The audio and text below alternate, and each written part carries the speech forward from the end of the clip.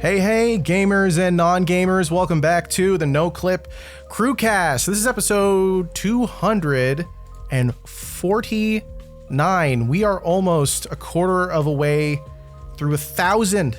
We've done so many podcasts, but you know who's not going to be here for episode 250 or this episode? Danny O'Dwyer. He's not with us this week or next because he is in Australia. Or is he coming back next week? I don't think so, right? I think he's gone. I don't know what you guys are going to do, though, because I will be gone for the Jeremy's next few weeks. Jeremy's going to be gone, too. But he is with us this week. Jeremy, hello. Hello, how are you? I'm good. How are you? I'm exhausted. I couldn't sleep last night, but I'm caffeinated. I have 2 games I'm excited to talk about, and I'm physically here. He's caffed, vaxxed, and waxed. Jeremy Jane, he joins us on the Crewcast as per always, and the lovely Frank Howley is with us as well.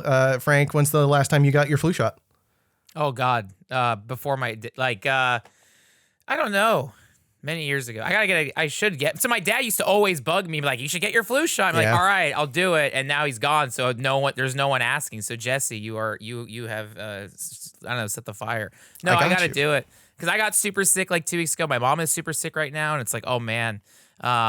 It's the hard thing is picking a day because it's just like, it's got to do it. It's got to do it. I don't know. And you got to book the rest of the day out. You get your shot and it's like, I can't do anything. I got to order DoorDash. It's like, I got to pick like a Saturday, like a Friday or Saturday. I have nothing going on, but soon. So feel free to keep asking every week until it gets done and we can have like a betting pool. I don't know.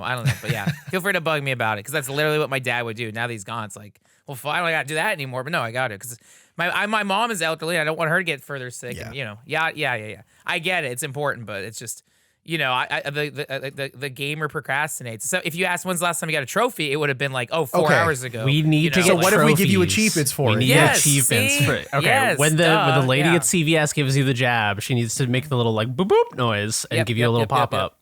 Yeah, they used to give stickers, didn't they, in candy? That was kind of like getting a trophy. That's true. They give you jack shit now. Oh, okay. We've talked about it's like the dentist. They need to bring back the dentist little balsa wood planes, the little styrofoam planes. Oh, you used to get those? Yeah, we've talked about. That's didn't we cool. have? We talked about this on the podcast. Maybe you were gone. Maybe I was gone. When at the dentist when I was a kid, we get little airplanes made of styrofoam. But then, in retrospect, it's a terrible idea because then it's flying styrofoam trash that children are throwing around. It's okay as long as they're happy. That's worth Did those it. go away because of 9/11? I feel like as a kid you used to get paper airplanes, and then now you just don't get them I think you would only be concerned about that if you were also giving out 2 buildings with the plastic. Airplanes were no longer associated with whimsy. Yeah, then it's like, we gotta make this serious. Okay, no more little paper airplanes that kids can fly around. That's a great video essay. Is the conspiracy theory that little balsa wood planes went away because of 9/11. See, and you could make that on Noclip too. You can make it happen. We could find some way to spin that into being a video game video, I'm sure, if we try hard enough. Do some pilot wings, put pilot wings in there. Oh yeah. That's why they won't make another pilot wings too. It's because 9/11. Because, as soon as Nintendo announces Pilot Wings 747, which is what they'll call the game, they'll do 9/11 too, and that'll be it. All right, this episode is getting deleted. Nintendo's not working on it. Jesse is not a Treehouse insider. That is just a coincidence. We do not know what Nintendo's developing next. Doug Bowser on his way out did not hand me a piece of paper telling me about Pilot Wing 747. It's fine. But if we end up making that video essay on Noclip 2, the only reason we can do it is because of the support of our great patrons over at patreon.com/noclip and patreon.com/noclip2 who support all the work that we do, including documentaries, this podcast, loads of other stuff, including a bonus pod every month, which this month's is going to be our review of Final Fantasy Spirits Within, which should be out either when this episode is live or shortly after. You can listen to that again on the Patreon. If you're not already supporting, you can do that again at patreon.com/noclip and join if you want the list of the Battle Pass holders, the tippy top supporters on that page, which includes, if you've supported since the last podcast, I don't know if it's been updated, so we'll find out. Love Preet, Yut, Tiny Tal, Dwayne the Rock Lobster, Anthony Thomas, Nico Passateri, It's-a-me Ferrario, Senator Armstrong, Reed Reg, Harry Flanagan, Juice, Arno, Matt Pearson, James Brown, Mark Rojas, Quote, Tucker Morgan, David McGarry, Goddison, Sven Hooster, Pez, John Akers, Int Nate, Tim Robinson, Forrest Pruitt. It's been a while since I've had to read this. Dark Insanities, Jonathan Kremen, Eric Hamilton Schneider, Christoph Fetuhi, Enox, Cameron Ladd. Whoa. It's weird to hear it normal, right? I don't like doing it normal. Let me do it again. Cameron Ladd. I like that one. Zachary Snader, Alex Goucher, George Zirkotis, Jacob Godserve, Enthio Jen, James Med, Tohir Tiliev, and Ryson. Thank you all so much for your support. That list has gotten really long. I should try to do that all in one breath next time I have to do it and see whether or not I asphyxiate. Hopefully not. It's a long list. We're going to talk about a lot of video games on this week's episode, but not too many. It's going to be a shorter one. You've had long ones, all right? Listener, you can enjoy a normal length podcast. How about that? Well, probably only an hour and a half, but we do have some cool games to talk about, including Battlefield 6, Megabonk.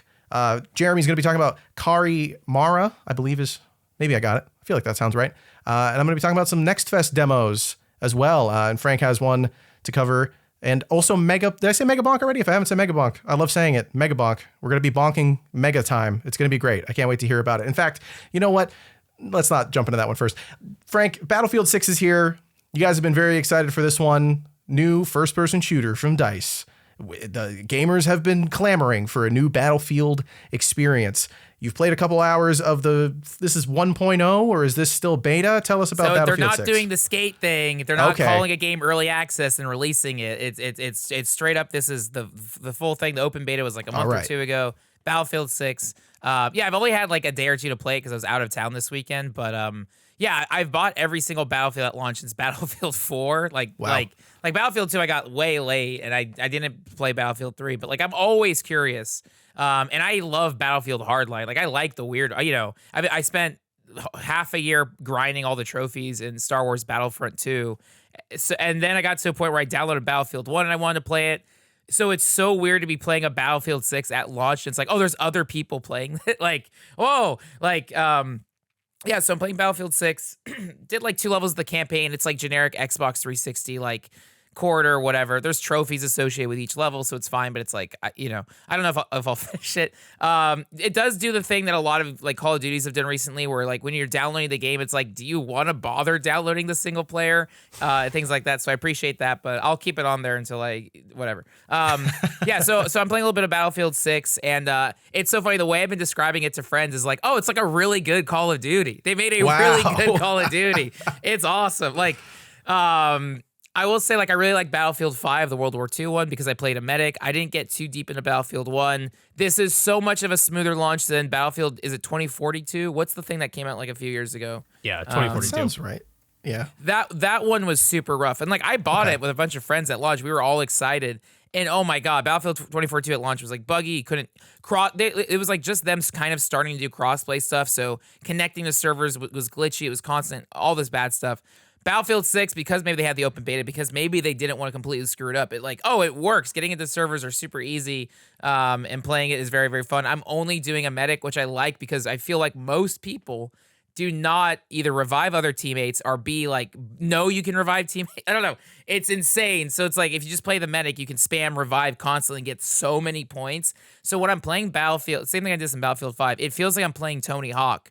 Because I like am dashing back and forth on the like front line and just looking to revive teammates. And so it's like I immediately get floated to the top of the leaderboard because I'm the only one reviving people. So for me, it's extremely fun. I haven't bothered playing other classes. I know sniping looks cool. I think if you're the engineer, you can throw down ladders, so it's kind of like Death Stranding. People are just spamming ladders across the map because you get XP for putting down the ladder. And you get XP if people walk on the ladder. So it's like, oh, you're incentivized to try their classes because there are like dailies and weeklies and all this stuff. But I like playing the medic, and I will say, I don't know more so than others, or if they've changed like the gun system or whatever. But I'm finding it also very easy to get kills as a medic. So it's super engaging for me because I'll be reviving people constantly, can shoot people, get kills, and it's like, oh, I'm constantly in a flow state when I'm playing it. I've only done like the conquest stuff, which is stuff with vehicles. there's a super long exhaustive mode. It's is it breakthrough where the front line is just being pushed forward or back as opposed to having multiple like domination points. And then they basically have their own like Call of Duty playlist that's like close quarters combat, which is like 12 player like team deathmatch, King of the Hill stuff. So if I want like that, so the number one thing is like on the main menu when you're picking the different playlists, it's like breakthrough. It could be 20 to 40 minutes, conquest back 20-minute max. The close quarters stuff like 10-minute max, so you can kind of gauge like how much time do you want to play. I did one mission of the breakthrough, which was like the match was like 36 minutes, and I was so exhausted. Wow. I was like, all right, I'm good because like again, when I'm playing, I am sprinting across the entire map just reviving people. So I did one of that, and I was like, I'm done. Whereas and that's just like, constant, right? There's no like intervals. There's no 2-minute break or anything. No. Yeah, there's no halftime. There's no like timeout or anything. Like real war. Yeah, I will say. I was playing, again, I almost called it Call of Duty. I was playing Battlefield 6, and I was like, dude, why aren't other people reviving? Why is the team lagging? What's going on? And in the middle of the mission, my friend texted me because he was at Tower Record Shinjuku buying starter merch. He was like, what do you need? So I put down my controller for 5 minutes and was texting my friend. And in the middle of this exchange, I was like, oh, this is probably what other people are doing too. Everyone else is probably talking to their friend in Tokyo, trying to get them starter merch. That's why no one's playing the game. But it was so funny because I was being such an aggro gamer, like, what's going on? Why isn't my teammate helping? And then I put down my controller for 5 minutes in the middle of a match. I was like, oh, it's okay. You're not going to get in trouble. There's no commanding officer yelling at you, like, why aren't you, whatever. So I don't know. So yeah, I'm having fun with it. Again, I'm not playing with any friends. I don't know anyone else who has this game. But I've gotten. Well, I don't blame them. This game's $70. Yes, that's right. Well, that's the price of war. That's the price of freedom, and I'm willing to pay that price. Damn, what a patriot! Stand up. That's right. That's right. New head of Department of War, Frank Howley's joining us now. Again, if I'll do anything for achievements, and it's not always clean. My hands will get dirty. My hands will get bloody. I do not mind. It's for the gamer score. Less so for the freedom, but just more so the gamer score. No, but yeah, a lot. Especially, you have a very good point. People are hesitant to get this because A, maybe they played the early access and weren't blown away by it, or B, 2042 had such a terrible launch that everyone knows. Wait a month, it'll be on sale for Black Friday. Someone posted a thing of like the Steam sale thing where it's like you can chart every single like major EA release or like Battlefield release, and like literally like by 8 weeks the game is slashed to $40. So it's like I just wait too much, or whatever. So but I will say I really like it. As someone who's played a bunch of random Battlefield games this year just for trophies and achievements, I'm like, oh, this is fun.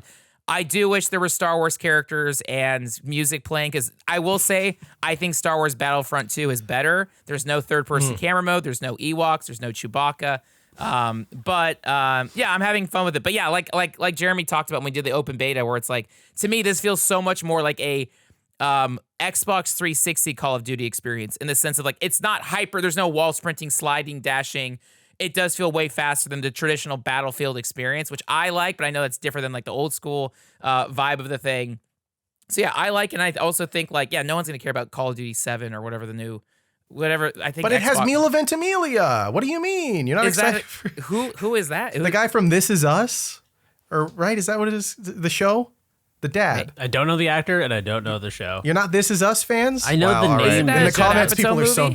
Isn't that Judd Apatow? Isn't that the movie where like Michael Cera and James Franco and Seth Rogen, like the post-apocalypse? Is that This Is the End? Yeah. What is This Is Us? I swear, it's the worst TV show you could ever watch. It's like Mila Ventimiglia. I just looked at the Wikipedia. Jack. He's also in Heroes. He was the main guy in season 1 and 2. Oh, okay. Yeah, now you're talking my language. He's in Call of Duty. He's the Call of Duty. He's Mr. Duty. Oh yeah. We were playing a like trivia game last night. It was Canadian Thanksgiving, and the old guy who knew nothing about video games had to come up with a video game name, and he chose Tour of Duty. Tour of Duty. That's a great like iPad version of Call of Duty. Yeah. You know, like you could buy that on the PlayStation Store right now for $2. Like I remember an old Jerma YouTube video, like pre-streaming career, where he played Grab That Auto. And it was like a GTA ripoff. I feel like Tour of Duty is the Grab That Auto of Call of Duty. Grab That Auto sounds like a Simpsons spinoff where you're trying to chase down the school bus driver. Yeah, that's true. Oh, yeah. Just get a hold of him. Yeah. Put him in jail. That's a He smoked mod too much for weed. the iPad version ripoff of GTA. Come on, dude. This game's rated M for mature. Okay. Battlefield 6. Frank, I have not played a Battlefield game ever. Really? I keep outing myself as a not. I don't enjoy culture. All right. If there were Digimon in Battlefield, I would play Battlefield. No, I would just play Digimon and then think about Battlefield instead. So okay, if I wanted to experience, because you've played from 4 on, I know 4 back is a sort of different play style. I've played everyone up to 3, so we have the 2 hemispheres covered. Perfect.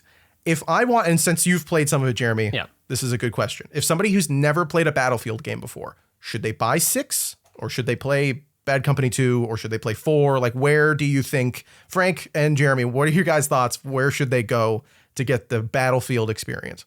The main thing is like just fighting the player base. So it's like where is the active play? That's why it's fun playing these games at launch because people are here 2 months from now. Where will they flock to? Like what subreddit is going to explode of like, EA, we need a new Battlefield 1. I don't know, who knows? But yeah, it's hard to say because it's also hard to push this for like recommending buying it at full price. I did it just because I like all the Battlefield games, and also I needed something to talk about this week, so I'm like whatever. So you picked an $80 thing to talk about? I'd rather do that than sit here and not have anything to talk about. That's a very good point. So I'm like, yeah. So I don't know. Again, unless we have any friends at EA's, please. I love EA. EA. Was it Electronic Arts? I'm a fan of the Electronic Arts. You love them so much. Such a big fan. He couldn't remember what it stood for. Yay. He was so overcome with emotion that the words escaped him. Electronic Arts. I love it. I will say this, like, it's kind of like the Borderlands 4 thing. Like, I want to play Borderlands 4. I'm not buying that full price. Yeah. I know exactly what it is. It'll be a fun game to listen to podcasts to while I loot and shoot. Battlefield 6. Hey, Mark Maron had Barack Obama on his podcast. That was the last episode, right? Yeah. So I was listening to Barack Obama while playing Battlefield 6. I was like, dude, this is good. Again, yeah, so it's hard to say if you're just... It's also weird to say because I feel like the prime Battlefield experience is you playing with a full squad of friends and messing around. Playing by yourself, I like, but it's like... I feel like I'm in such a weird, like, satellite of an experience, but like... Yeah, where are people gaming on that Roblox Battlefield game we played a few months ago, like a year ago? Oh yeah. So would that be your suggestion? Go to the Roblox Battlefield. Yeah, that's BattleBit. BattleBit remastered, I think. Yeah, Something I know like that, player base fell off super hard. That's the tough thing about like everyone's always like, why doesn't a team of like 6 devs just make the indie Battlefield?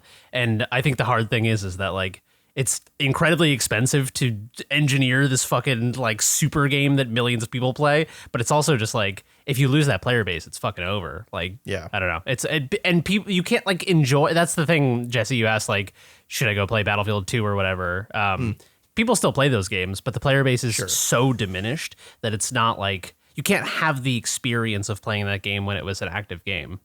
It's like if you played Street Fighter Alpha 3 in like an online version on Steam or something. You're playing people who have played it for 3 million hours and that's who's left. It's like you're not going to have the same experience as figuring out what the heavy punch button is on your controller. Yeah, and I feel like when a game has a diminished community, the people that are left playing it definitely would be more receptive to if you were like, I have no idea. Like I just started playing Battlefield 2. I feel like the 400 people left playing it would be like, oh dude, let me like teach you about commander mode, but I just feel like it would be, I don't know. It's like a ghost town, it's like going west for the gold rush in like 1940. Yeah, I totally know what you mean. I wish there was some way, especially as somebody who missed out on a lot of those games because I just didn't grow up with a console. I wish there was a way to bottle that experience because like bots, even if they're really good, it's not going to be the same experience as sitting down and playing with the actual community as time went on.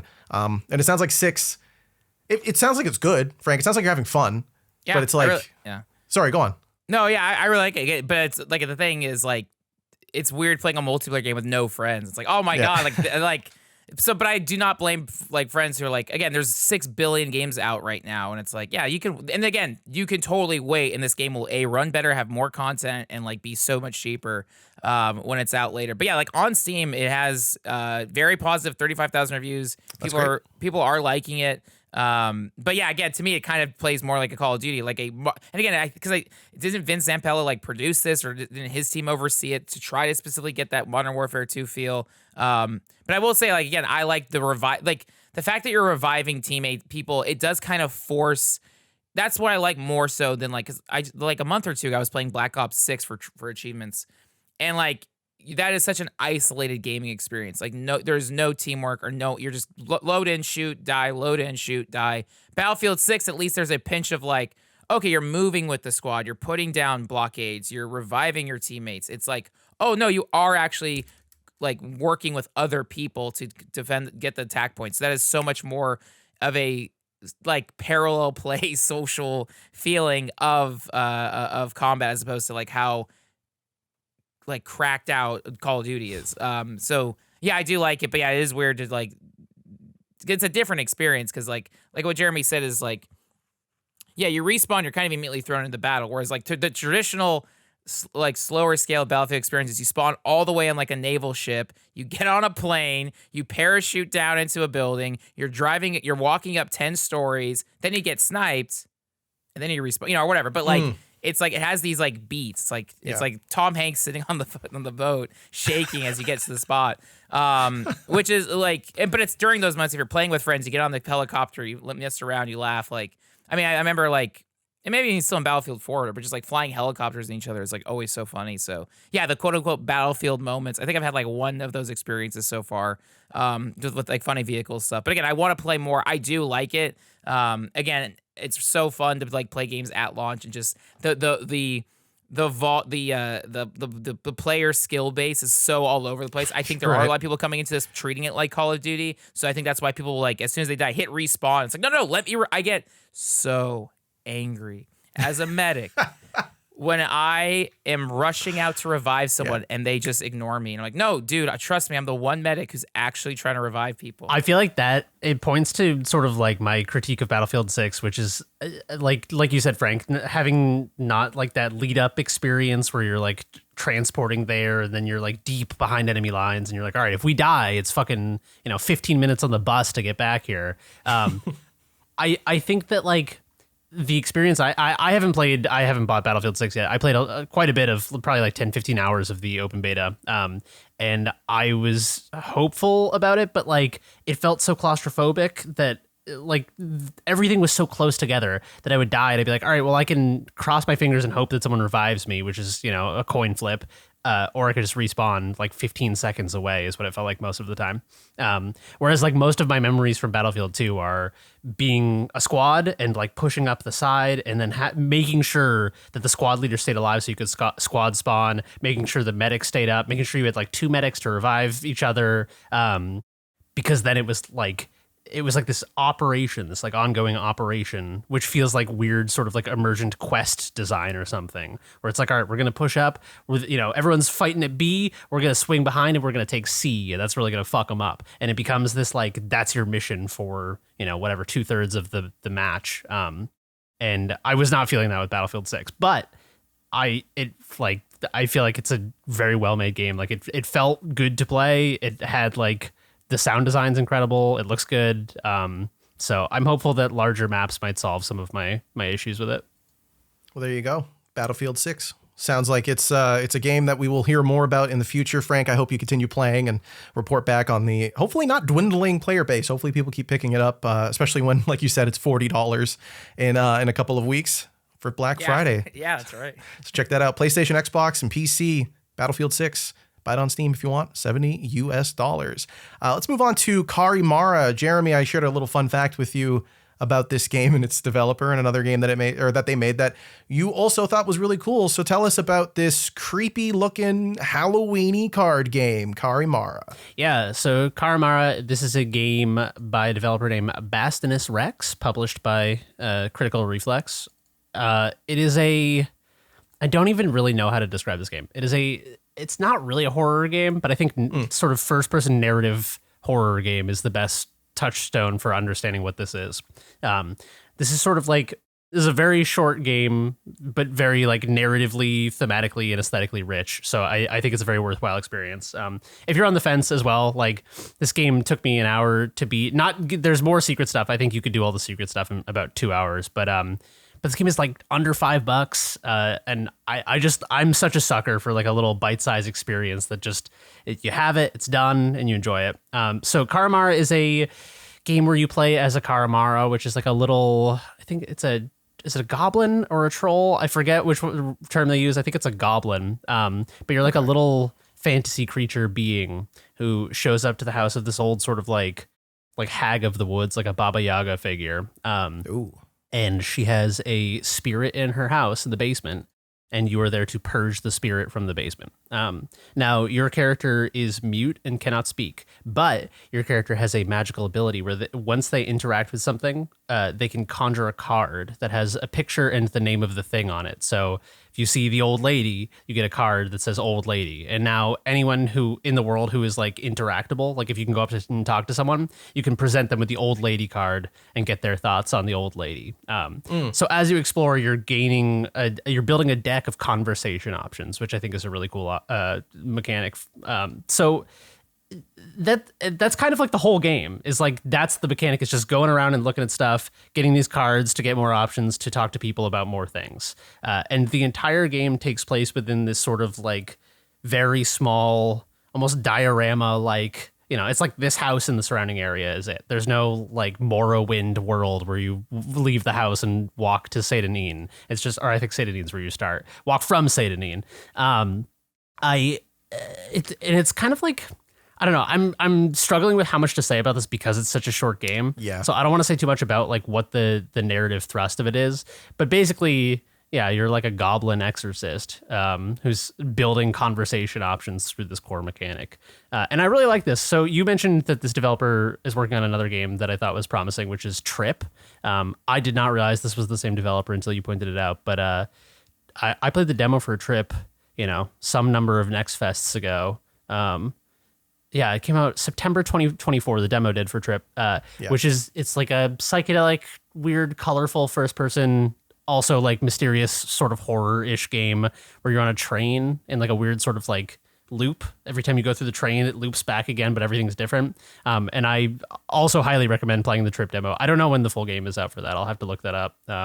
I don't think they have a date yet. This seemed like sort of Carimara was like a bridge game. They were just like, this is cool. Let me finish this and get this out. Critical Reflex gave them money, so why not, right? Yeah, they have very similar vibes though. Like they're both sort of just about going around and observing, which I think is a really strong sort of like core design premise for these games, is that instead of being like, oh, you got to like go around and solve this thing, but there's like the monsters chasing you. Don't get caught by the monster. I think in absence of that sort of like core negative pressure on the player, it frees you up to challenge as a designer to challenge the player in other ways. Because I found that Carimara, most of the obstacle was created by just like me not being observant enough, which I think is a cool like way to do a mystery. It's like the way you should do a mystery game, you know? Like it's not like you talk to a guy and he's like, did you go talk to that guy yet? Go to him and tell him this. And then you go do that. It's more just like you're collecting little bits of sort of passive storytelling, and things that seem very sort of like innocuous and like little side details are actually core crucial details of understanding what's happening in this world. Yeah, it's like getting all of your money's worth out of a single set in a movie. Like if you make like a short film that's just a small set, very specific world building elements inside of it, it's like you have to get the most that you can out of that. Where here it's like, I feel like I totally agree. I think a lot of smaller games that sell themselves on being a 2 hour, 1 hour long experience that are like $5 end up almost trying to do too much or are way too linear. Like they are way too, here's where, go see the thing that I made.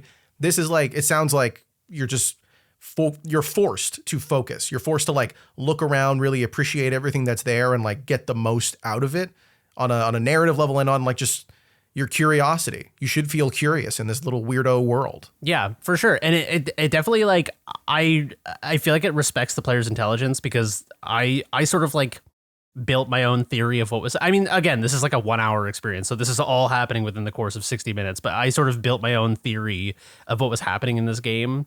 And then playing the game was essentially just like disproving my own biases and understanding of the world. And I thought that was awesome. Really interesting. It wasn't like I immediately intuited what was happening here. It was more like the game sort of leads you down a path, and then it's like, all right, now like you have this little pocket world, and it's small enough that when you hit a roadblock, you can kind of just walk around the entire game looking at everything again, which I thought was interesting. It's sort of, because it's one environment, it gives the developer a lot of license to basically be like, to roadblock you in ways that like it forces you to into a situation where you know that in order to progress, you're going to have to make some sort of intuitive leap.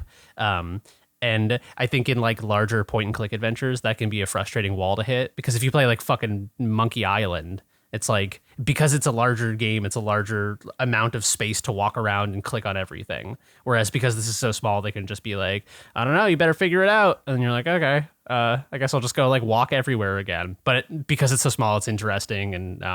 And do they utilize the unintentionality? Like you're saying, I think that's a really good observation that like point and click games tend to have a lot of unnecessary information that they can do a lot with to build up the story. Does this do that at all? Like there's stuff that isn't necessary to progression that you can sort of gain more insight on the world from, or is it sort of everything is very intentional? It feels like everything in this game is intentional, but not necessarily pointing you towards solving the core mystery, if that makes sense.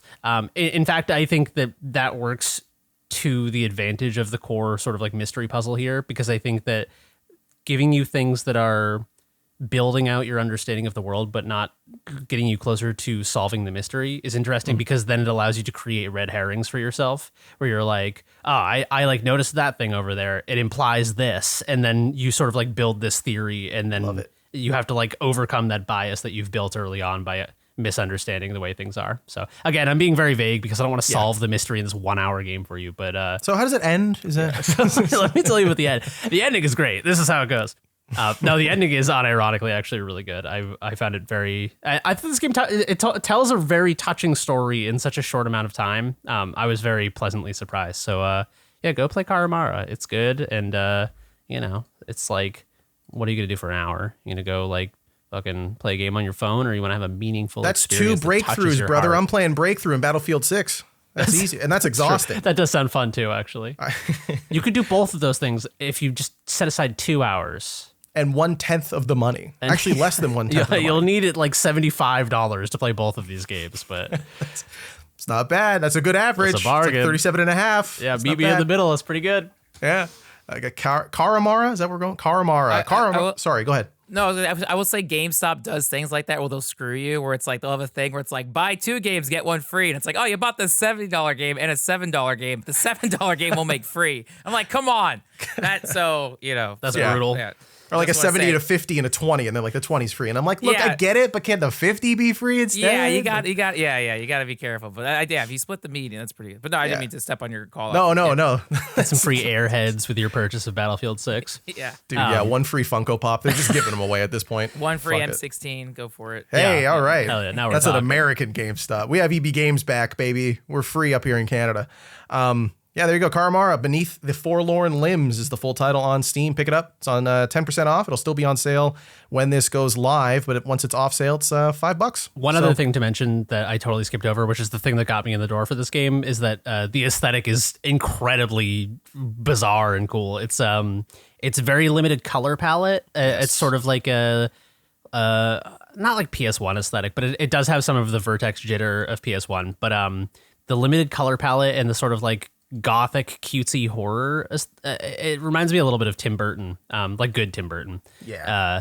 But yeah, I don't know, it's just kind of like, this is like a little living Tim Burton adjacent folk horror game. It's really good.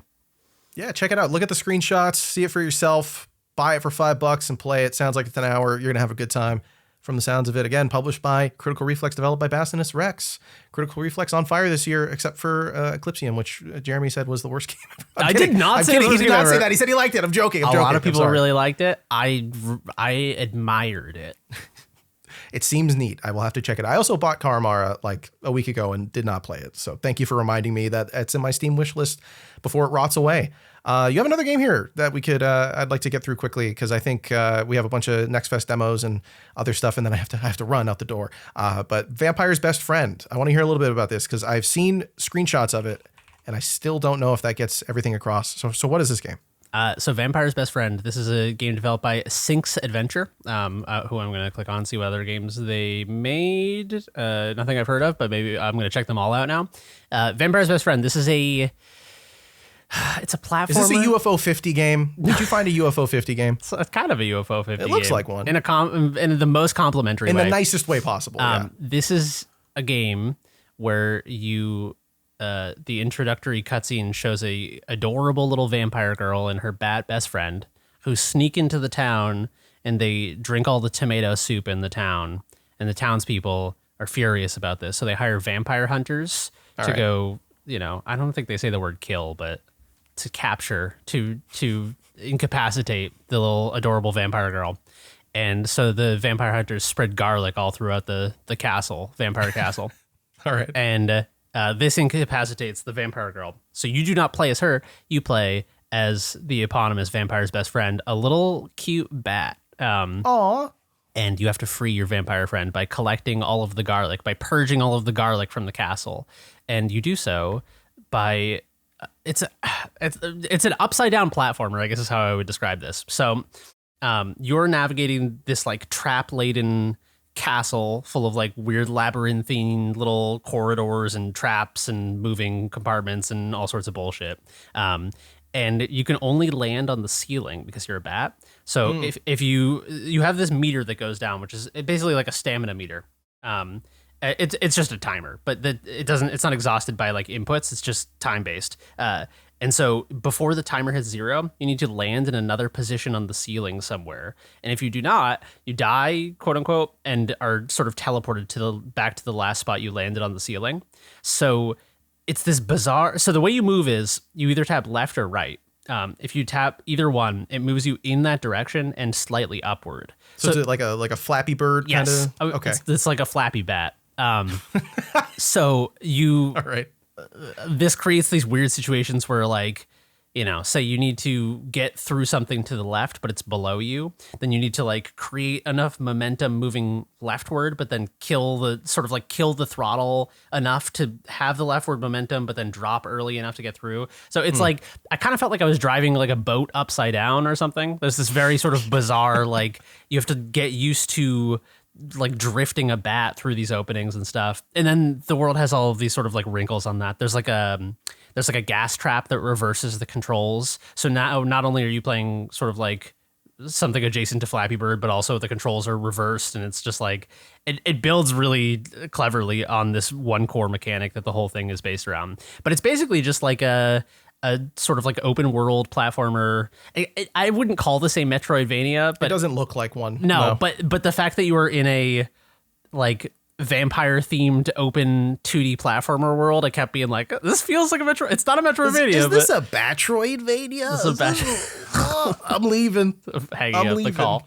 Yeah. No, I really like the design of this game as well, because I kept hitting the places where I was like, I feel like I don't quite have the skill level. Like I've played, 20 minutes of this game and I got to this one puzzle and I feel like I can't solve this yet. I know this is here and I'm going to wait to come back to it, but you can sort of teleport back to the starting point in the world. And because the world is sort of like small and dense enough, it's not that bad. Like, it's not like punishing. Like when you die, you don't get teleported back to the start, but you can choose to do that and sort of like retake another route. And you're basically just exploring this whole castle as a little bat. And it's this game is fucking hard though. For all of its cutesy aesthetic, I found this game like incredibly punishing. Wow.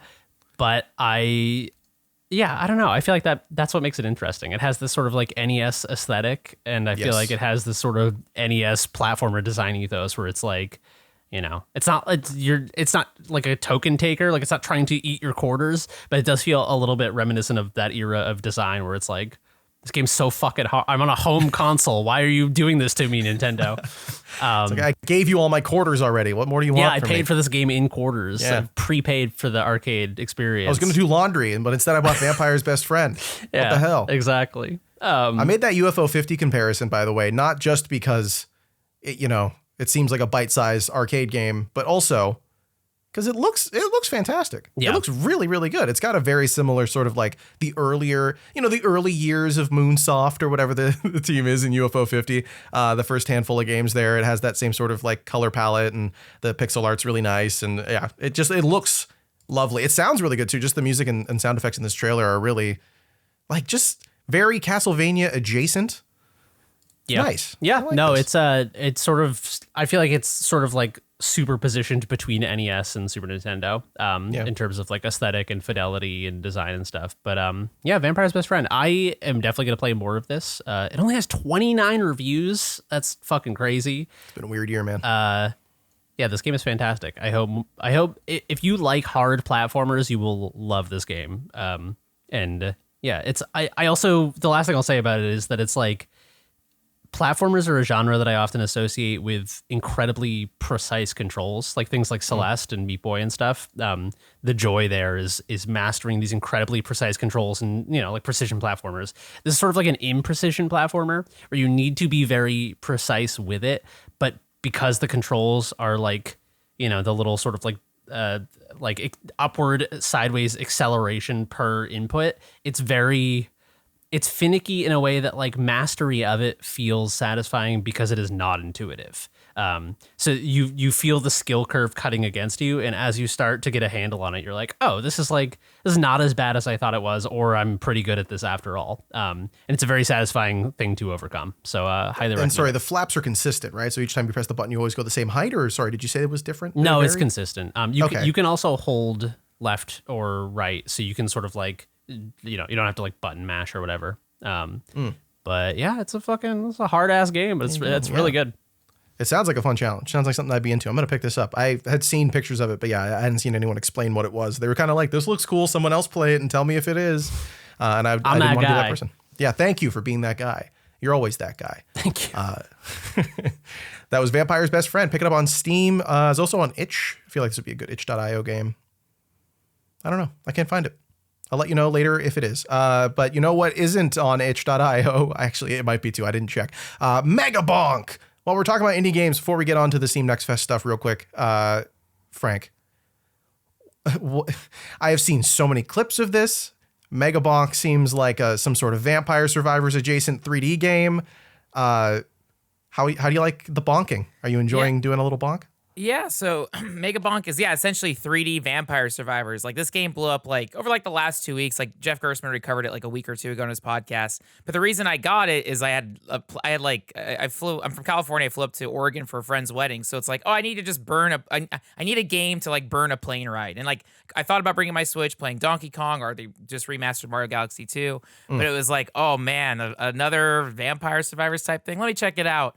And it's I really liked it. It's one of the things as soon as I started playing it was like, okay, yeah, there's so many like waves of progression and things to unlock, so it's just constant like ticking stuff. But yeah, the fact that they basically took Vampire Survivors, which is over the top 2D, and essentially have made a game that kind of looks like N64 or like early World of Warcraft graphics. Ooh. There's only 2 levels. I don't know if they're going to add more, and there's like scaling difficulty. So there's a forest biome and then like a desert biome. And it's just that like you immediately start, there's so many characters. And like, I will say the game has like a more silly meme-ish like quality to it. Like it's very silly, irreverent, but like the guys on Reddit and Steam just like, hey, I just want to make a game I think is cool and fun. And so normally I'm like kind of like the Borderlands say, I get annoyed when there's like that kind of that stuff, but it's very genuine. It's just like, oh yeah, you mean like contemporary memes? Sorry, memes. Yeah, like I'm trying to think of one example. It's like there's a power up where you get a lot of money, and I think it just says like stonks or whatever. I'm like, I don't know. Brother, it's not. There are a lot of jokes like that in this game. It's just that, but I'm like, I'm not. That's I don't care about that. But like, I close my eyes. I'm here for the bonking. Yeah, exactly. Yeah, exactly. So. No, but playing the game is fun. It is kind of cool. So there is a little bit of platforming stuff. So like you could theoretically jump over enemies. Enemies will throw down like AoE attacks. So there'll be like a red orb that expands, and you have like a little bit of time to jump out of it. And yeah, there's so many weapons, so many power-ups. And so it's been funny looking at the Reddits and people coming up with like, already there's a character that has broken the game. There's a character where it's like the more currency you have on you, and you can spend your currency on chests and power-ups in the middle of your run, the more currency you have, the more damage you do, and people realize like, oh, he didn't cap that value. So like the current meta right now is this one character where if you just keep collecting coins, you do insane amount of damage output. But so I played it nonstop on my plane rides, nonstop going to sleep, like before going to bed. I played the game so much, by the time I came back from the wedding trip, I had severe eye strain because I screwed up hard. So imagine 6 a.m. flying out of Oregon. I sit like even before I get on the plane, I'm in the terminal playing Megabonk. Okay, here's a life hack, and maybe whatever, I'll out myself, and it's over. Here's the thing: when the Delta United are like, hey, we're boarding Group 4. If you're Group 5. just get to like you can still like get in line and they're not going to say anything. So I cut. I'm kind of a gate cutter. It's okay, whatever. Boarding group cutter. I don't care. I need to sit down. I need that luggage space. That overhead bin space. That's right. That should be a game where you're at an airport trying to get overhead bin space because that's like the craziest thing in the whatever. So I sit down on the plane, pull up my Steam Deck, I start playing Megabonk. Yeah. The plane takes off. I'm playing Megabonk. They turn off all the lights in the cabin. I'm playing Megabonk. Oh, no. I didn't adjust my brightness. Yeah. So I'm sitting there on a dark plane at like 6 a.m. staring at Megabonk. There's so many lights and flashes and things blasting my eyes. And then I'm playing it the entire time during takeoff, in the air, during the landing, sitting down, still playing Megabonk. I get off the plane. I get to the next connecting gate. I sit down. I start playing Megabonk. And then I get hit with like the worst wave of like nausea. Oh. So I got legit motion sickness playing Megabonk for like hours upon hours. Oh no! You're why those warning screens are on games at the start. Yeah, I always ignore. Like, that's not. Yeah, that's should have listened this time. That's for weak-willed gamers. You haven't seen my gamer score. And then I sat there in the turn. But I also was at a wedding, so I probably also was hungover. But so good combination. So I was sitting there just like. Oh, I thought I was gonna throw up. It was so bad. Just sitting in the terminal, just like sweating and like rubbing my eyes, and it felt like I was experiencing like an exorcist. I was so sick.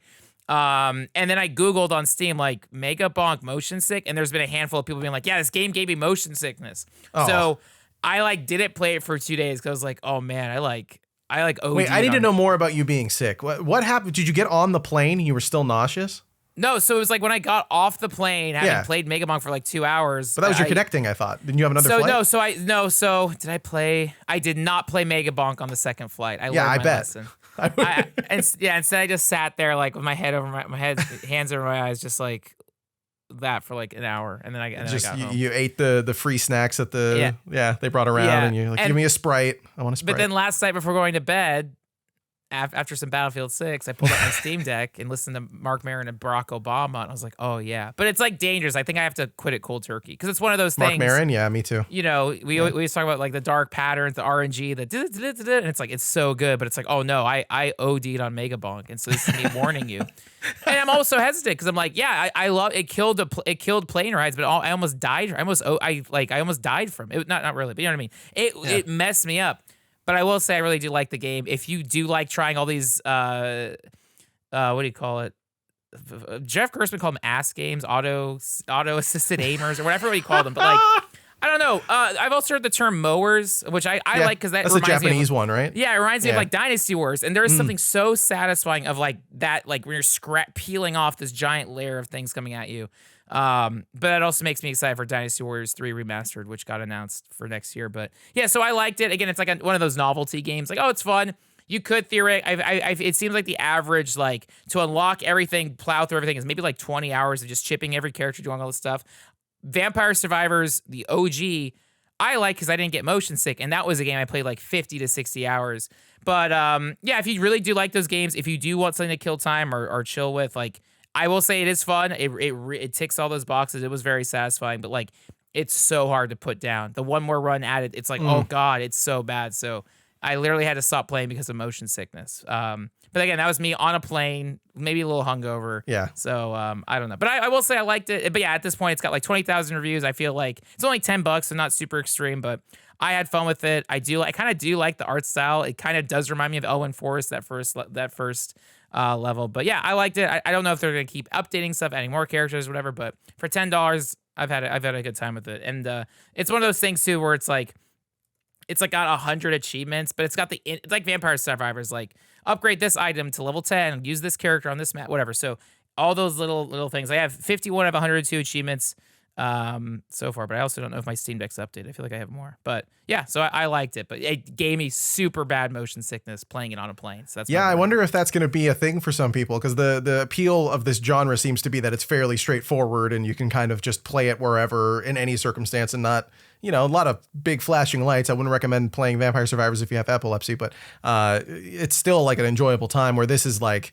you also need to worry about 3D positioning. You got to jump. You got to, the camera moves around in interesting ways. This seems like too much for me. I think I had my fill with Vampire Survivors personally. But But I'm glad that you're having fun with it, man. It looks really fun. Like, it looks like it's just a good time. Big numbers popping up on the screen. I think you had mentioned you wanted to play this, and somebody mentioned that you would enjoy Disgaea for the big numbers. Yeah. You need to report back from the Disgaea universe. I need to know how you feel about that. So game here's series. the thing. I'm looking for a copy. It's like $50 on the PlayStation Store. Disgaea 1 complete. So their GameStop does have it for sale for $25, but you don't want to order it online because you might just get a disc with like a cardboard box as the case. But I do want to play Disgaea because I've been playing so much more tactics, and Disgaea feels like the parody version of that and very anime. But so I'm looking out for a PS4 copy of Disgaea 1. But yeah, big numbers, just games that it's also kind of funny to play stuff that like mock game stuff too. So it's very silly. But yeah, it's the kind of thing where I'm like, yeah, it's not changing the world. Like it's fun, it's like junk food, but it's sometimes it's fun to OD on a bag of Doritos too. So no, I completely agree. Yeah, there's nothing better than just mowing down on a whole bag of Doritos one weekend. Although don't do that on a plane is the message I'm getting from you. Megabonk, check it out. Also, the developer has been posting a lot of clips on like YouTube Shorts and TikTok and stuff. I just happen to see them every once in a while, and I'm always like, whoever this is like very excited to be working on this game. They think this is really fun. It's weirdly more fun to me than playing the game. I bet I would have like a good amount of fun with it, but watching them figure out how to fix things, how to make a bug into a feature and all that's been like a weirdly enjoyable experience. I really like it. It turns out people who like talking about making video games like hearing people talk about making their video games. Who would have thought? That's Megabonk. Pick it up on Steam. It's only on Steam. But Vampire's Best Friend is on itch.io. Oh, nice. So you want to get it there as well. Yeah, buy that on itch if you... I mean, I like stuff on my Steam library, so I'm not going to preach, but itch does give a bigger share to the peeps. Exactly. Give them the 10 old buckies straight to the dome. Let's talk about some Next Fest. Let's get in the Next Fest zone. It's Steam Next Fest time. It's the October one. It's the last one of the year. It's Halloween season, so it's time for lots of spooky games. I've tried a couple of them. Haven't been great. But I do have a ton that I've enjoyed. I'm excited to share some of those here on the pod in a video that we're making over on Noclip 2. And there's also a thread on Blue Sky if you want to check that out. jessegrasha.com. It's my first and last name.com on Blue Sky. Follow me there. Keep up with all the cool stuff that I'm checking out. I think I've got like 8 or 9 in a thread as of recording. But by the time you check it out, if you're listening to this, it'll be 11 or 12. Who knows? It's been a weird Next Fest for demos. We'll talk about that in a second, but you guys mind if I just rattle off a couple here? And Frank, you got one as well? Yeah? I won't be too long on these, I promise. No, go for it. First one, Tears of Metal. So I think there was a trailer for this like a year and a half ago. It's a Musou. It's a Musou game, Frank, but it's Braveheart. You play as a bunch of Scottish warriors trying to fight off the British who have invaded your homeland, and you're trying to reconquer it back from them. It is straight up. So I have played maybe, 20, 30 hours of, I want to say Dynasty Warriors 2. That's my whole experience with the Musou genre. I'm like, I like it. Oh, and you know what? I played the Age of Calamity, the new Zelda one. That was a good time. But that's it. That's like, I'm not a master at this genre or anything, but this feels like they've figured it out. They nailed it. It's you play as, not Mel Gibson, fighting off hordes of British people and beating the crap out of them with your sword, doing third-person melee combat. It feels good. You fight off the easy pawns, and then you've got bigger captains that you can focus on, and you have abilities that you can use. Either you can tell your spearmen to use the spears, or you get the arrows, but then you also have like team abilities where you can just be like, everyone shoot all your arrows at everybody and do a ton of damage. There's also like roguelike unlocks as well that build out the gameplay a little bit more.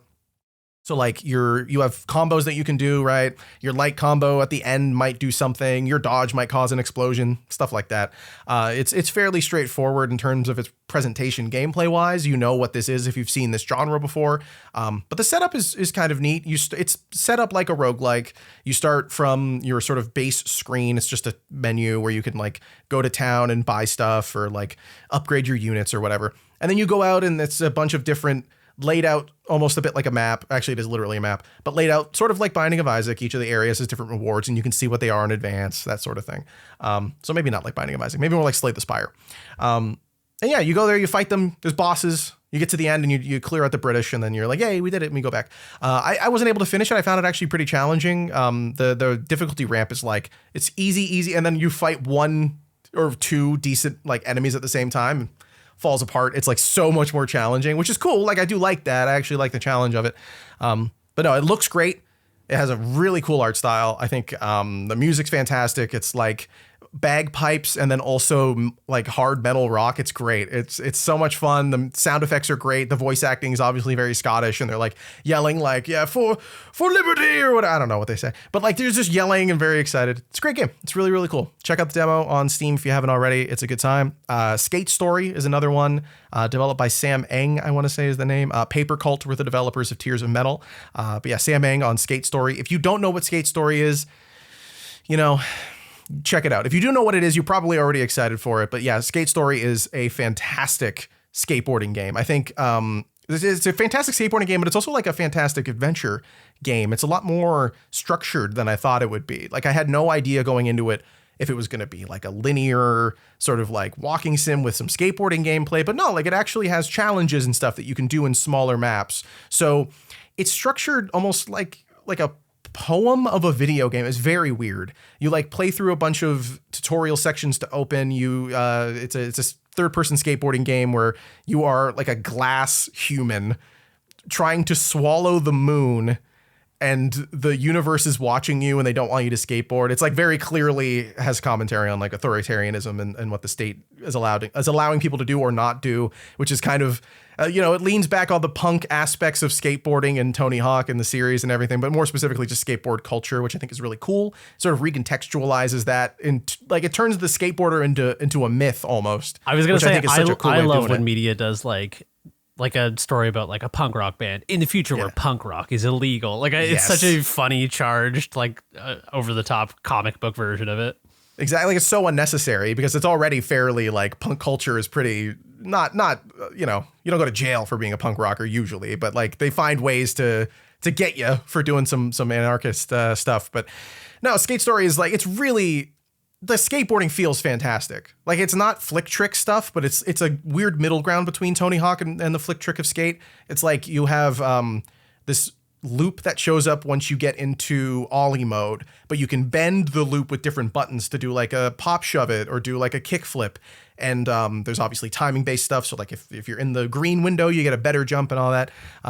They call the score damage. Like you're dealing damage when you get a certain amount. There's like boss fights. I didn't know you could do boss fights in a skateboarding game. It works somehow. I really like it.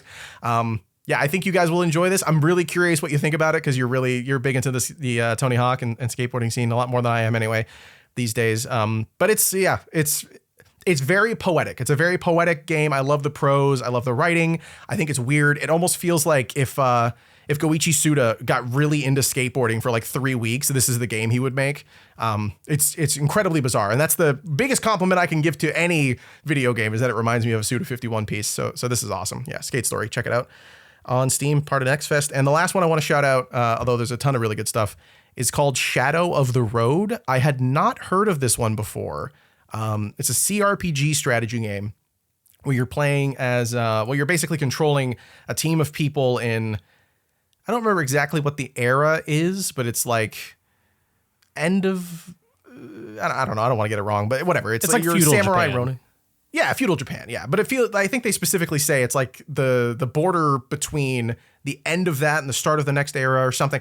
But whatever the point may be, it's just there's something going on. It's a tumultuous time in Japan, and you are playing as two different characters to start, a samurai and I guess a former samurai. You're working for the shogun now, and you're like magical companion who is also an archer, and it plays like a bit like a Me game, like one of those, like a Desperados, something like that. But it's more like a traditional CRPG. You have hex positioning, or XCOM is probably a better comparison point, because it does have that like armor blocking cover thing. Whenever you hover over cover, it'll be like full shield, half shield, that sort of stuff. You can target enemies in different ways, and you have different abilities. It's actually very complex. I think the demo does a good job of explaining everything. It's just long enough for you to understand it by the end. Narratively, it's interesting. Like you have these conversations between the two characters, and it's different set of characters as time goes on because it's like a CRPG. your choices you can see influence the alignment of the characters. So like it'll be like, hey, you didn't want to kill this group of people, or you said, oh, we won't be mean to the shogun, so now I'm leaning more to the right. I mean, more towards samurai. So like that sort of stuff, right? It's fairly straightforward.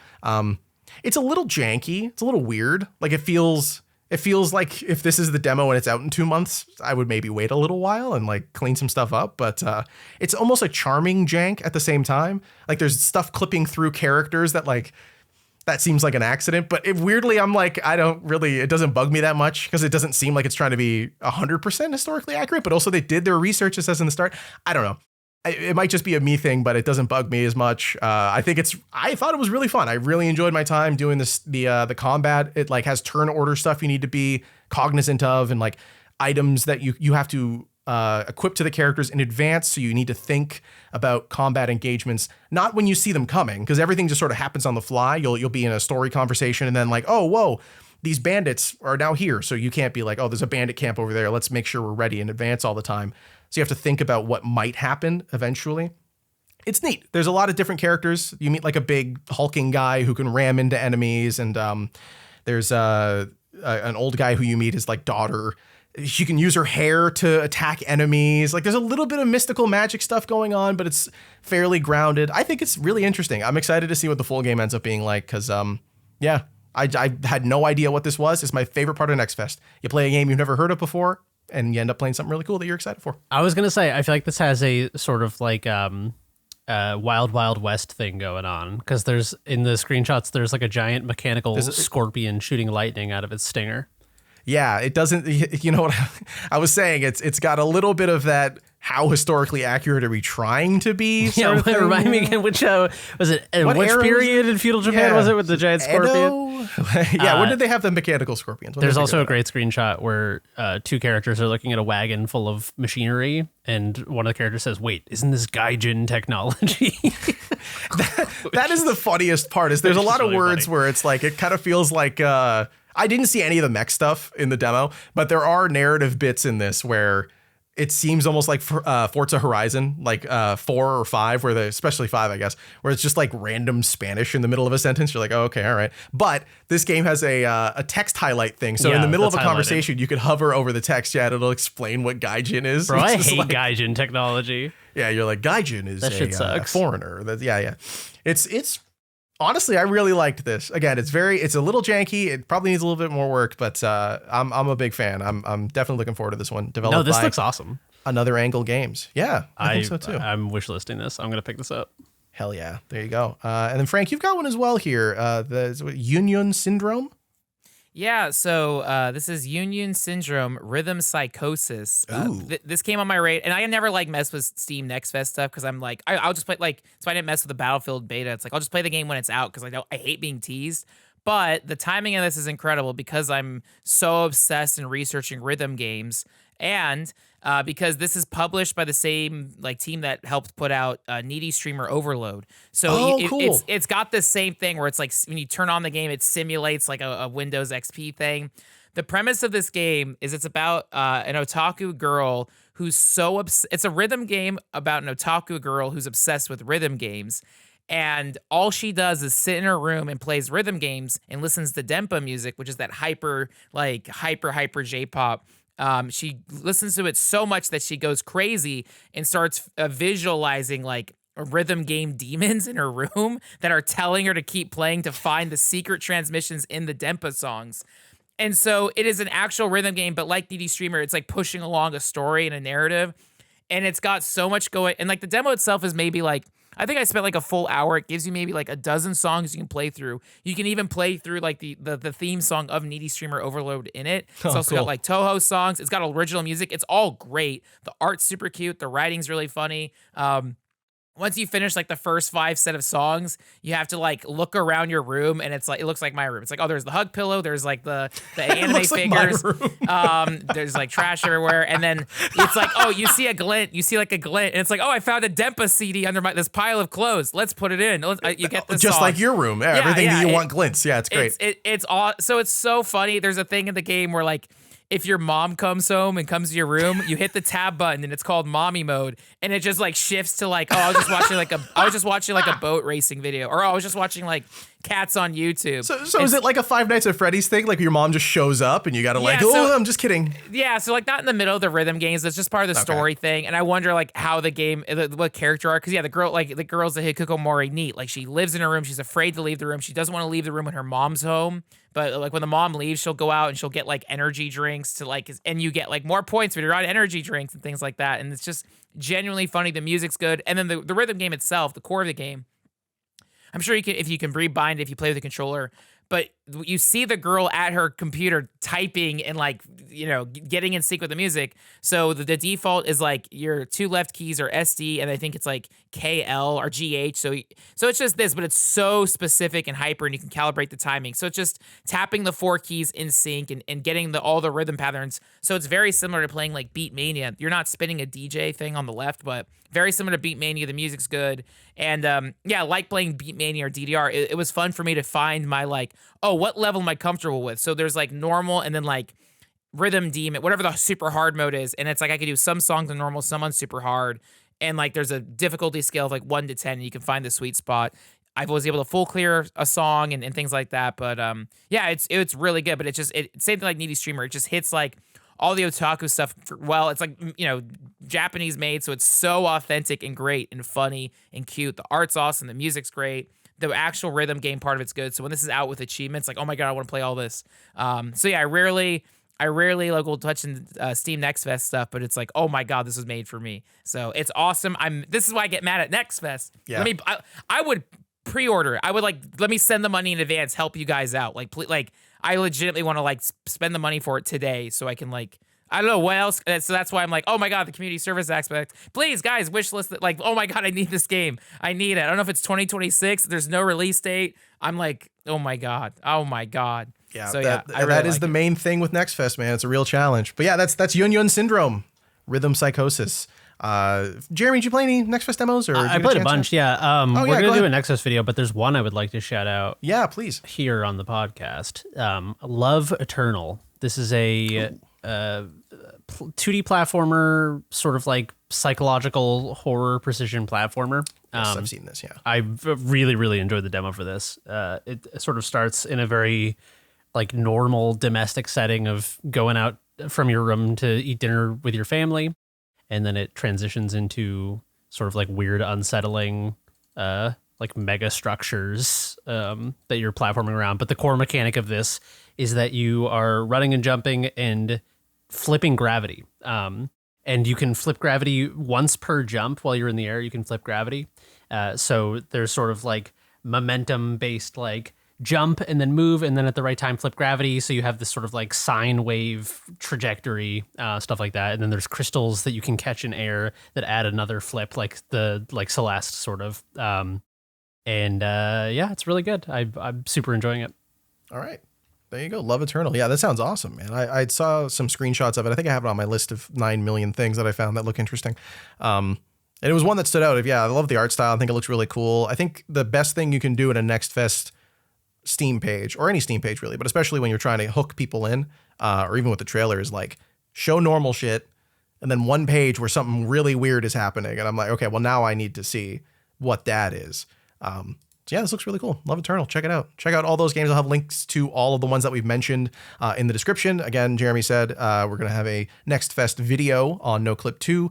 Check that out as well. And let us know what you've been playing. It's been a week of Next Fest since, or almost a week since since we recorded this and when you're listening to this. So let us know what you've enjoyed from Steam Next Fest. I'm always excited to see what demos people pull out, especially because this one has felt particularly hard to find good demos in. I tend to scroll through as many as I can before the web page crashes on me.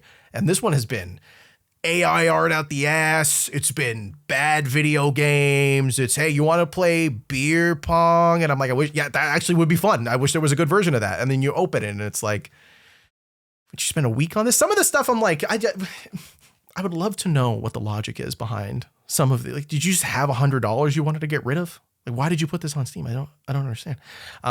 Very weird. It's very weird, but, yeah, I don't know. This one, it happens every time, but this one in particular has been very hard to sift through and find the really great games, because there are some that look okay because it's AI art that like is just, they obfuscate it enough, or like it just sort of fits in well enough that you can't really tell, or you don't know, and then you open it up and it's like, oh, it's like AI voice acting and stuff. It's like, you got there, you know, sometimes I have a little leniency for that stuff. It is what it is.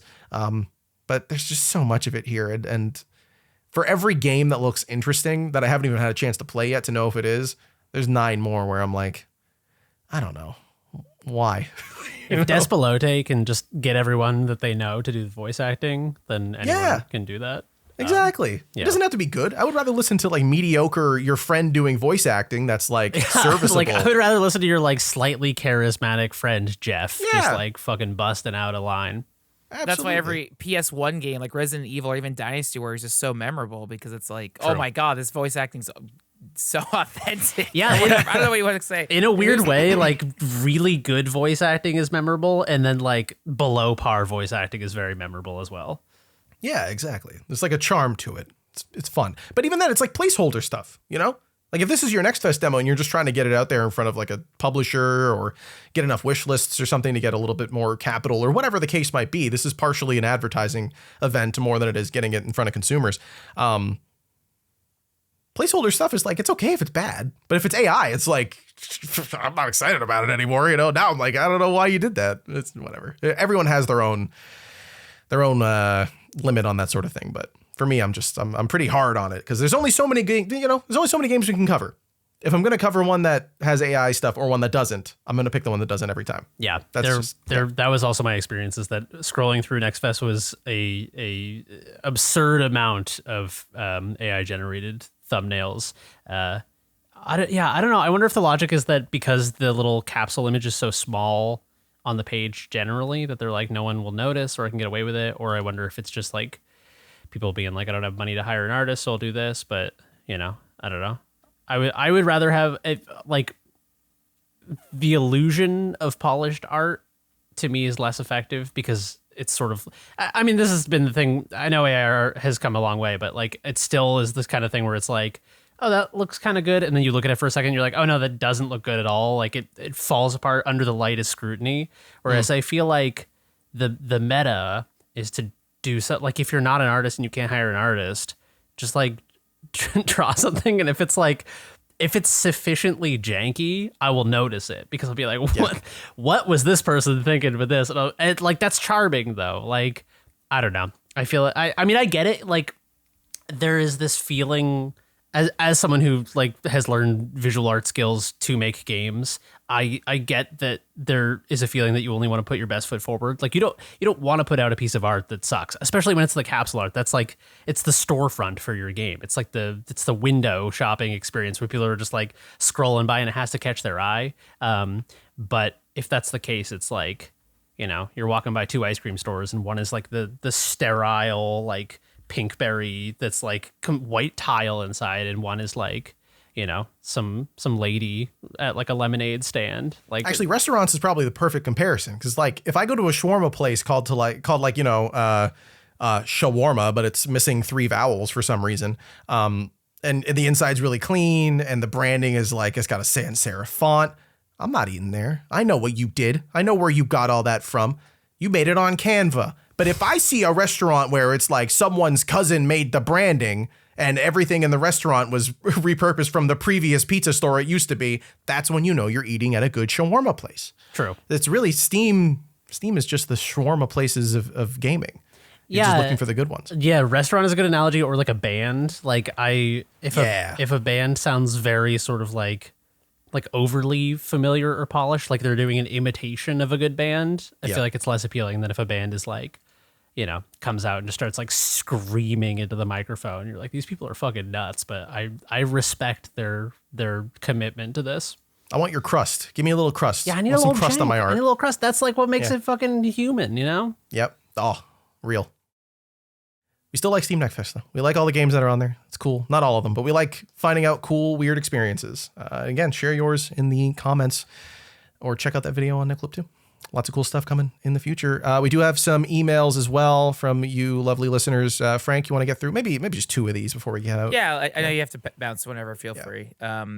All right, yeah. If you want to write to us, please send us email, chat, internet chat message, digital, whatever. Podcast@noclip.video. Send us your emails. Thank you so much. Podcast@noclip.video or in the Discord for patrons. Podcast chat. Thank you so much. Our first comes from Retro Rents Owl. With it being October and the month of all things spooky, do each of you have a favorite game, classic or new, they love to take out this time of year and replay? I used to try to time my Quest for Glory series replay so that I'd hit the fourth game around this time.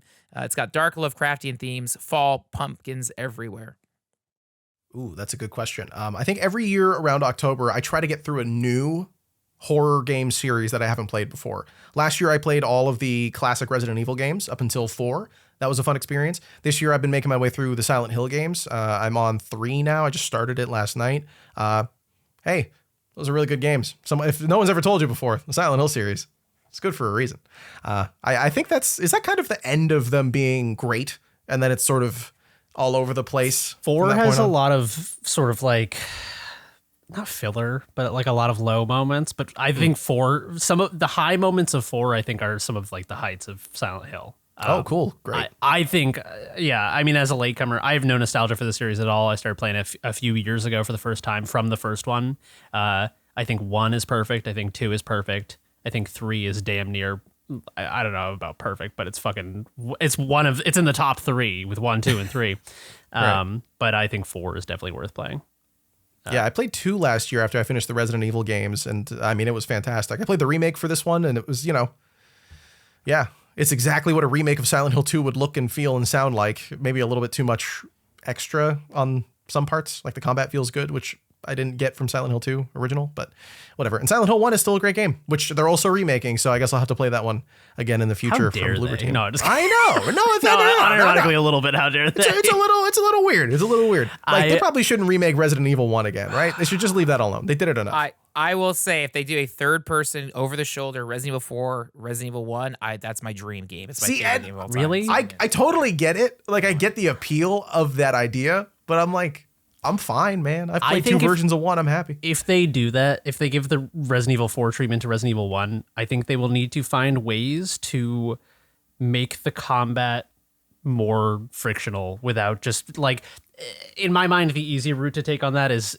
give like sway or something, or like make it harder to aim. But I think that's a cop-out solution because that's not fun and nobody likes that. Like, it's a negative sort of like feedback mechanism where it's like, Resident Evil 4, you're so precise that I think the sort of like finite combat in Resident Evil 1 would be trivialized by having that amount of control. So they would need to find a way to make it challenging and not just like, I have 7 bullets, but that's fine because these zombies each take like 1 tap in the head.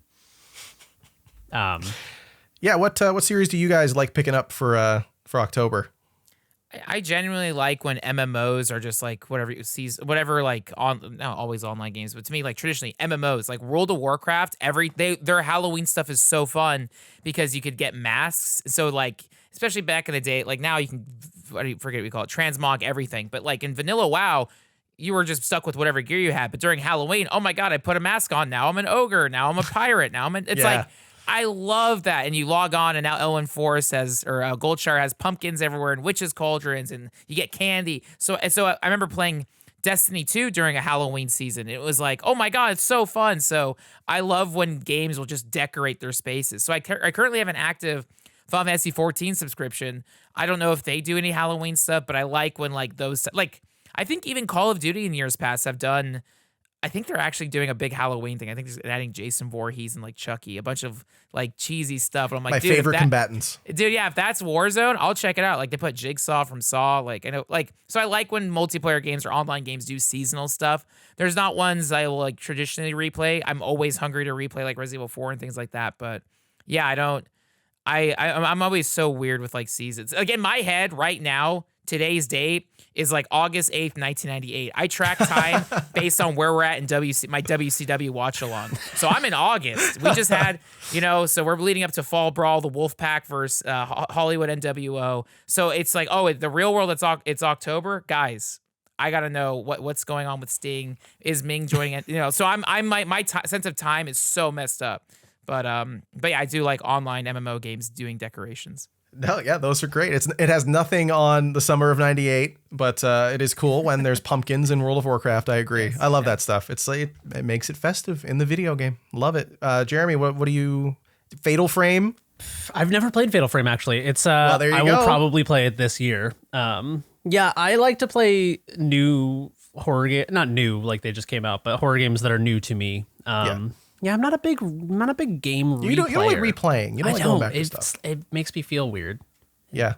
I don't know. Yeah, I feel like I'm like there's so many games that I want to play that it's like I don't even have time to replay stuff. So yeah, I don't have like a comfort game, unless it's like something I haven't played in a million years. That's what I was gonna say. Is I need I'm in the same boat where if I played something and I thought it was great, I will let it just be great in my head forever. But if I haven't played it in 10 years, now I kind of want to see if it was good or if I was just a stupid kid. You know? Yeah, for sure. Like I really want to replay Jet Force Gemini at some point. Because I don't know if it's good or not. Also, that was a game that I mostly watched my brother play. So it's my turn, dude. Mom said it's my turn on the N64. Now that I'm in my 30s. You don't have to hold the unplugged Mad Catz controller anymore. Now you can hold the real gray You're player N64. 2, dude. You're controlling the camera. Yeah, I'll probably just play new games. Yeah, Fatal Frame is definitely on the list. I've also never played Siren. I would like to play Siren. Oh yeah, okay. There you go. So those are probably my two. And I would like to play more of Clock Tower. I played a little bit of it and enjoyed it. But I played the 2D one that I think I don't know. I can't remember the order of release. There's Frank, didn't they make like a 2D one and then the 3D one was like the first one released in the West or something, or the first popular one? Yeah, I know, because they just remastered the original Clock Tower, which is like 2D. And then I know Clock Tower 3 is the weird one that's like directed by the guy who also did the film Battle Royale. So I've always wanted to play Clock Tower 3. Oh shit, really? That's cool. There's something involved with that. I remember that's a weird Oh my fact. God, dude. Yeah, it's Kinji Fukasaku, the guy who we just talked about because of Battles Without Honor and Humanity. Yeah. That's dude. fucking Isn't that crazy? nutty. Now you gotta play that. Oh shit. That's crazy. That guy invented Kiryu, kind of. Yeah. All right, cool. I'm putting that on the list. Also, the cover of it is very unnerving, the North American box art. Yeah, I got to check that. But you would Fatal Frame rules. I don't think I actually beat 1, but number 2 I did, and I feel like it's like that's the Silent Hill 2, like where it's like okay, they figured out it, and so I feel like 1 is good, but like I don't know, 2 is badass. So it's like what is it? Something Butterfly. Crimson Butterfly. It's so sick. Yeah. All right. They did a remake of that one as well for you to not play, Jeremy, but you can play the PS2 one. I will play the original. Also, recommending Kuon to people who have not played Kuon. FromSoft's survival horror game takes place in also feudal Japan. Very cool. There you go. I should check that out. And Frank, then next email? Yeah. Sorry, I go was ahead. gonna say, adding on to the Halloween joy. AJP, similar question. What kinds of Halloween scary horror games do you prefer? Unsolved mystery, existential dread, jump scares, and then what's your most memorable jump scare? Get the jump scares out of my face, personally. I hate that shit. Boo! No. Shit, what did I just say? No, yeah, it's so weird. Like, so when I think of horror games, it really is my experience as a kid renting a game from Blockbuster and then having to look at video game magazines and walkthroughs of how to beat it because I was too scared to like discover on my own. So like, I do like survival horror. I am spoiled by like the post Resident Evil 4. Like, oh my God, once they added like, I could just shoot and kill us stuff so easy. The power fantasy. Like, I love Resident Evil 5, but that's not a horror game. That's an action. And it literally is an action game. So it's like, to me, horror is, resource management, like obstructed camera view, PS1 graphics. So like, I do like traditional survival horror stuff. So that's why it's like, oh my God, I've never played Clock Tower 3. Clock Tower. Clack Tower. Clack Tower. We gotta get into Clack Tower. So I do like that. Yeah, I don't. That's why Five Nights at Freddy's and like a lot of these like Twitch era horror games, I just don't. That doesn't read to me. So I like the old school survival horror stuff, but not like too old school. I'm not gonna play like a text adventure, but like that's terrifying. That like alien game that invented survival horror games where it's just like ASCII art. Whatever. Yeah, I'm kind of the same way. I like I feel like survival horror around the PS1 era was very because of part of it is just like limitations of technology. Like because they were so limited in technology, they had to rely a lot more on atmosphere and sort of like psychological horror, I guess is what I enjoy. I like things that that make me feel like a sense of dread and doom. Not because I'm like something's going to pop out and scare me, but because I'm like genuinely afraid to venture deeper into this world and unfold kind of like how fucked up it is. That's why Silent Hill 2, the original, works so well for me, because it's like, you know, you see these little glimpses of this horror. It's almost like David Lynch, where like David Lynch is so good at and I mean David Lynch was a huge influence on Silent Hill, so this makes sense. But Lynch does this thing where it's like, here's like 1950s America, and then it's like, but if you zoom in, it's all fucked up, and it's like that's what fucks me up, because it's like you know that something is coming that is going to fuck you up, and you're slowly getting closer to it, and it's the feeling of dread of like understanding and comprehending why this world is fucked up. Not that like a guy is going to pop out, although Mulholland Drive does have the best jump scare ever. So yeah, that is, I think, the thing about horror that I tend to be drawn to the most myself as well, is like, if it's all horror all the time, that to me diminishes it. Everything stops being scary. I'm just on edge the whole time. Where if it's like, sometimes it's scary or sometimes it's a joke, then you never know. Every buildup is like, what are we in for? What kind of world am I about to see? You know, is it going to be a scary monster? Is it going to be a funny moment? Is it going to be a weird character? That was what I liked about Alan Wake 2, was like, you never know what you're going to walk into. And sometimes it's just a musical performance. Sometimes it is a scary monster. Sometimes it's just a pretzel. You're like, okay, what was scary about that? I don't know. It's weird. Video games are weird about that. Yeah, I'm in the same boat though. I don't like jump scares. Not because I don't like getting scared. I like getting scared, but like they don't scare me. I'm always just annoyed. I'm like, this is annoying. Yeah, it's not scary. It's more like it's like a somatic overload. Like I'm not afraid. I'm just like, it's like if someone like kicks me in the dick, I'm not like, whoa, dude, you're so scary. It's just like, just don't do that. Yeah, it's never exciting. You know, well, it's just like whatever. It's always accompanied with a loud noise or like something. Like if you're hanging out with your friends on Halloween, going around to the campfire telling ghost stories, and someone's like, all right, here's my story. And then they have a guy run up behind you and grab you and go like, you're not like, whoa, dude, that was like, you're a master of the craft of telling scary stories. You're just like, why would you do that horrible thing to me? Yeah, objectively scary, but like, not in a cool way. But not like, where I'm like, dude, he was so good at scaring me. It's in like you attacked my basic physiological response system. Yeah, you like bypassed my brain to like make me have a mammalian response of startling me. It's not like 3 weeks from now, we're not going to be like, dude, could you do that again? Because that'll scare me again. Like, it's whatever. Yeah, it's not satisfying. Stupid. Yeah, that's why I like mouthwashing. It's like weird, just scary. It's not scary because it's trying to scare me. It's scary because the world is fucked up and the people in it are monsters. And are we not? Who's the real monsters? It's man. It's man. Yeah, I think we'll have to leave it there this week. These other questions look really good, and I'd like to get into it and not have them rushed out. So thank you for sending them in.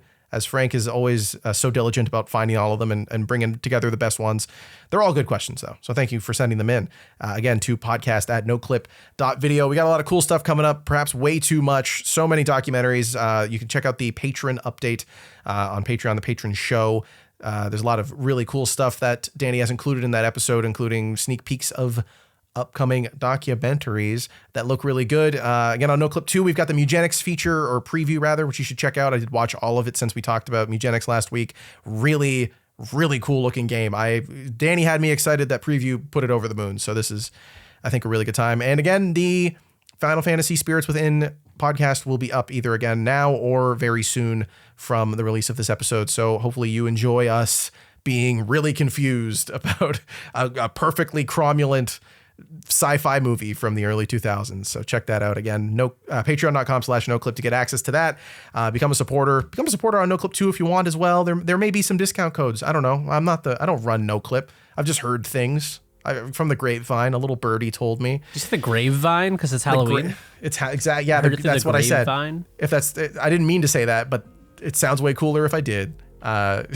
I don't know, whatever. Enjoy some video games. We'll catch you next week for episode 250. Me and Frank and someone else. I don't know. We'll have to figure that out. That'll be an interesting 2-person episode. Maybe we'll come up with a fun game or something, or find some guests. Maybe it'll be a surprise for episode 250.